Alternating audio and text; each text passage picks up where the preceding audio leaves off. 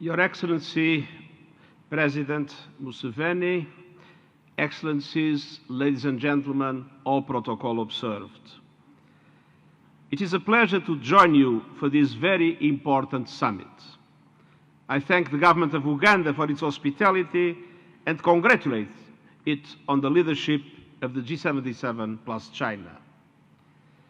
60 years ago, recognizing the need for unity and solidarity in the face of common challenges, the G77 was born. Over the decades, you have been an engine for South-South cooperation and development, lifted millions of people out of poverty, and provided a powerful voice for developing countries on the global stage. Today, you are the largest grouping of the Global South, representing 80% of the world's population.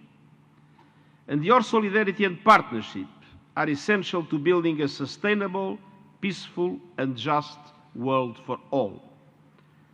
A world in which the United Nations Charter, international law and human rights prevail in global relations. Excellencies, halfway to the 2030 deadline for the Sustainable Development Goals, far from leaving no one behind, we are leaving half the world behind. Progress on poverty and hunger is stalling, and in some countries going into reverse. Many G77 members are grappling with an economic hangover from the COVID-19 pandemic, crippling debts, a cost of living crisis, and sky-borrowing costs. Hundreds of millions of people around the world, particularly women and girls, are living without the most basic respect for their human rights, and the lack of jobs is generating enormous frustration among young people. Climate disasters, most of you did little to create, are knocking chunks out of your economies and increasing people's suffering. Investment in sustainable development and climate action is slipping further out of reach. And while South-South cooperation is strong and deepening, it does not replace the need for the respect of the commitment of the Global North, for sustained engagement to reduce poverty and inequality, support growth, and build resilience in developing countries. Digital technologies have enormous potential for good, but they are also inflaming inequalities. The International Monetary Fund warns that artificial intelligence could make things even worse. And peace, the foundation of sustainable development, is breaking down amidst a climate of global impunity. Around the world, from Sudan to Ukraine, the Middle East and beyond, wars are devastating lives, fueling mass movements of people, disrupting global supply chains, and threatening to set entire regions alight. In Gaza, Israel's military operations have spread massive destruction and killed civilians on a scale unprecedented during my time as Secretary General, including more than 150 members of our own staff, following the horrific terror attacks by Hamas on 7 October. This is heartbreaking and utterly unacceptable. The Middle East is a tinderbox. We must do all we can to prevent conflict igniting across the region. And that starts with an immediate humanitarian ceasefire to relieve the suffering in Gaza, allow humanitarian aid to reach everyone in need, and facilitate the release of hostages, which should be immediate and unconditional. The repeated refusal yesterday to accept the two-state solutions for Israeli and Palestinians is totally unacceptable, as I told the summit of the non-aligned movement. The denial of the right to statehood for the Palestinian people would indefinitely prolong a conflict that has become a major threat to global peace and security, exacerbate polarization, and embolden extremists everywhere. Excellencies, righting our troubled world depends on effective global action. Yet the international system is out of date, out of time, and out of step, reflecting a bygone age when many of your countries were still colonized. The United Nations Security Council is paralyzed by geopolitical divisions, and its composition does not reflect the reality of today's world. It must be reformed. And the global financial system, including the Bretton Woods institutions, have failed to provide a global safety net for developing countries in distress, as it was created after the Second World War in a totally different global economic situation. Yet, amidst all this gloom, there is hope. Last year, the SDG Summit issued a strong political declaration thanks in large part to the advocacy and tenacity of G77 countries. And this year, we have an opportunity to build on that success. The Summit of the Future, to be held in New York in September, is a generational opportunity.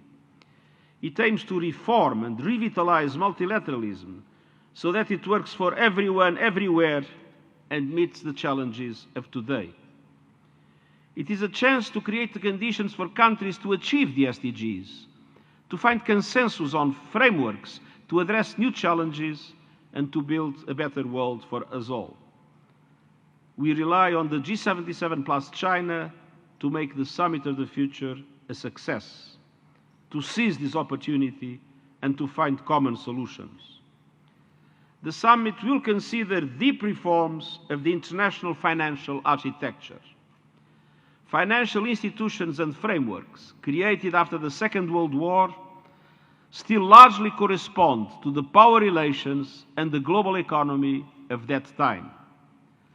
They must be reformed so that they are truly universal, reflect with justice the realities of today, and are much more responsive to the needs of developing countries. I have also proposed an SDG stimulus of $500 billion a year in affordable long-term finance for sustainable development and climate action in developing countries. And multilateral development banks must be adequately capitalized and must change their business models to leverage far more private finance for developing countries at reasonable costs. The SDG stimulus calls for urgent action on debt, including breathing space for countries facing unbearable repayment schedules. And it calls for the expansion of the contingency financing for countries in need, including through the rechanneling of special drawing rights. Momentum is building. All countries backed these proposals in the SDG Summit last year, but now we must turn them into reality.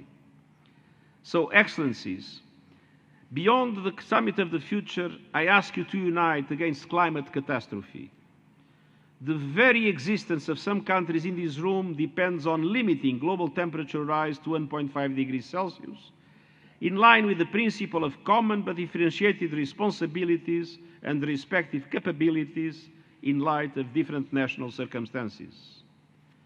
I urge you to hold developed countries to account for climate justice and for leading an equitable and just transition based on the phase-out of fossil fuels and massive investment in renewable energy. All financial commitments must be met. Clarifying the delivery of the $100 billion and doubling adaptation finance by 2025 are only starting points. The Loss and Damage Fund is a step forward and a testament to the power of the Global South, but we must call for meaningful contributions that have not yet been announced. And we must also advocate for an ambitious new finance goal for the future at COP29. And we must not forget that the just and equitable energy transition includes producing and trading critical minerals in a way that is fair, sustainable, and provides maximum benefit to developing countries. They must be more than simple exporters of raw materials. Excellencies, new technologies can turbocharge progress towards the SDGs. Our proposed Global Digital Compact aims to ensure that in a new technological era, no one is left behind, and I hope it will be agreed at the Summit of the Future. And the high-level body on artificial intelligence that I created, which includes several experts from G77 countries, and is balanced 50% North and 50% South, has already made preliminary recommendations on global artificial intelligence governance, including with the objective of accelerating the Sustainable Development Goals. The new Scientific Advisory Board is also working to ensure scientific breakthroughs are shared equally for the benefit of all. And I praise the efforts done by the Presidency of Cuba to put science and technology in the center of G77 concerns.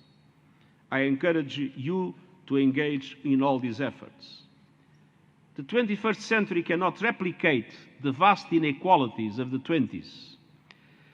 Do not let new rules for new technologies be written by the rich for the rich.